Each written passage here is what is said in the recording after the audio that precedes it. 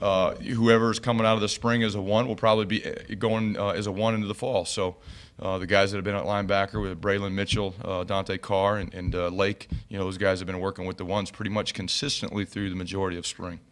We won't get a chance to talk to Brett before the game. Do you know what the scoring rules are going to be? Who's going to be teamed up with who? It's going to be good versus good, 1s versus 1s, 2s versus 2s, and a lot of people do spring games differently around the country. Have done them different ways. Some people have a different scoring system. We're just going out to play ball. We can't get enough of just playing regular football. From a defensive standpoint, are we at a disadvantage? Yeah, we are, because the offense can score all the time. Coach will have some things set up between quarters where we'll have a field goal challenge, and every field goal that a kicker makes, it goes on as a defensive point. So there's a chance for us to score based on how the kickers do. So they better do good. But it's just going to be 1s, 1s, 2s, 2s, and that's the way we're going to roll with it. What do you want Fisher and McKinney done switching from cornerback to safety? You know what? They've done a good job. Are they ready to compete with Gaines and Bennett? No, they're not, but they've done a good job, and it's helped us with our depth at the safety position. It's created some competition.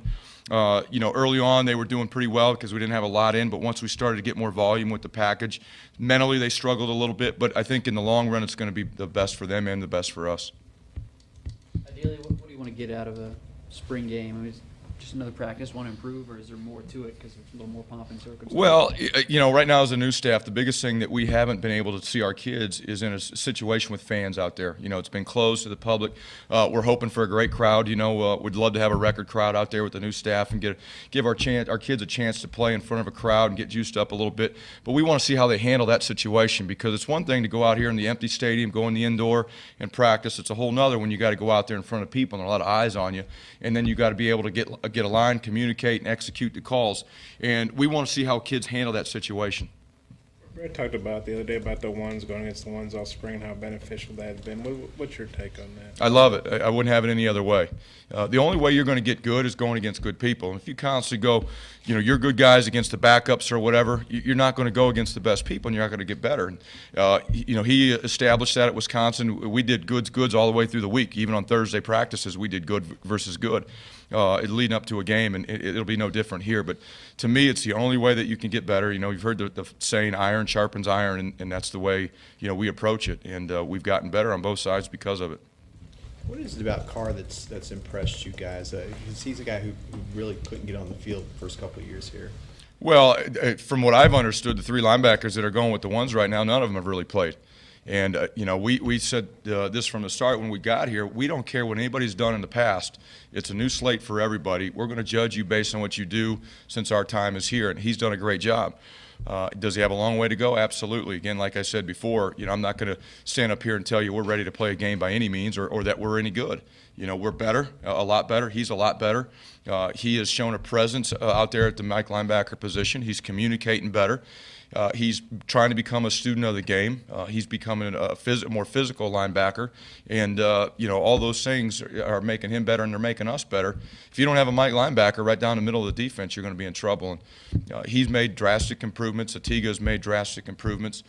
But again, my reoccurring theme is we got a long way to go. I think he's played Mike before. So what made you pick him to put him there? Well, when you look at the linebackers, we had to put somebody there. He happened to be the biggest one, so we put him in the middle and let him go. You're looking at ability. We had a chance to watch these guys move around in our offseason workouts, and just from a movement standpoint, he fit what we were looking for at the Mike linebacker position. He wasn't going to be an outside backer in our scheme and what we're trying to do, so he had to play Mike linebacker, and of all the guys we put in there, he's kind of risen to the top. Gaines probably played a little before schedule, I would say, starting a bunch of games last year. I don't know how much you look back at what he did, but what have you know of what he did, and what has he done for you? Well, I can't honestly tell you what he did a year ago. I just know from hearsay. My gut tells me that he was a young player, and when he got out there against some really good competition, he probably wasn't in the right spots very much. And this spring, that's something we've really tried to work on. Like today, we talked today in the red zone. We did a red zone period. We gave up a couple plays in the red zone, and it was more about us not doing the right call or executing the call. And from what I understand, that was probably a problem with both Rohan and Eric Bennett last year. They just didn't execute the calls the right way. I don't see that as a problem right now. Now, Saturday we get out in front of hopefully a huge crowd. We'll see how he responds and how he handles his responsibilities there. But he has done an outstanding job being in the right spots, executing the calls, and it's allowed him to make plays because of it this spring. How much stability is your front four, the top front four brought as far as the spring ball is? Well, those guys have been the strength of our defense, and anywhere I've been, if you've been good on defense, you've been good because you've had an outstanding defensive line, and those four guys up there have been really good so far throughout spring. And again, hopefully they stay healthy. The good thing, I think someone mentioned it last time I was in here, we have had very few injuries to take kids off the field here throughout the course of spring, and it's allowed us to get better as a defense. Individuals have gotten better, so the overall group has gotten better, but we've been consistent with our lineup out there. The ones have been the ones. We haven't had a lot of changing around, and they're creating some chemistry with each other. There's some confidence. This guy's trusting the guy next to me, both with the D-line, the linebackers, and the secondary, and that's very important. I think if you're shuffling guys in and out all the time, you're not going to create that continuity that you need to be good. How big a deal was the spring game in Wisconsin? Like, what kind of crowds did you guys draw? And how big? I couldn't tell you an accurate number. I think my first year there might have been 35,000. Hopefully there's going to be a lot more here Saturday. I don't know, but the spring game was a big deal there. I think anytime the football team, wherever you're located, is important, spring game's a big deal. I don't care if you're in the north, south, east, west. Hopefully here, football is very important, and we get a huge crowd. Have you gotten what you wanted out of the development of the junior college guys you guys brought in this semester? I can't honestly answer that until we get through fall camp. Have they improved? Yes. But are they where they need to be? No.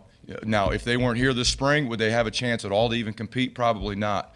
Right now, there's differences in all three of them that are here on the defensive side, but they're not ready to play in a game. I don't care who we play against, but they've improved, and we're happy that they're here. 14 practices in, and you guys started fresh slate with everybody. I mean, what have you learned about this roster, and where do maybe your concerns lie going forward? Well, we have a lot better idea what guys can do, both mentally and physically. That's the number one thing that stands out, because when you first come in, you can see guys moving around in the indoor and your off-season workouts, but you really don't know what they're going to be like when they put the pads on. So we know who can line up, who can communicate, who will go out and put their face on somebody and hit somebody. We know how people are going to respond to adversity. They make a bad play, give up a touchdown. How are they going to respond? So those are the things that we know more about our guys right now at this point. Issues are depth. Honestly, you guys talked about the linebacker position. We got three guys right now in the ones that haven't played really in a game. I don't know how they're going to respond in a game. Hopefully Saturday will give us a little better indication. But depth is a concern, and just how are those three linebackers going to be? Chris Smith, overall, just what's been your impression of him? I think he's an outstanding player. I think he's got a chance to be one of the better defensive ends, hopefully, in this league. But he can make plays, and he's going to be a guy that we're going to rely on to do that. All right, thank you, Coach. Yep. Thank you, guys.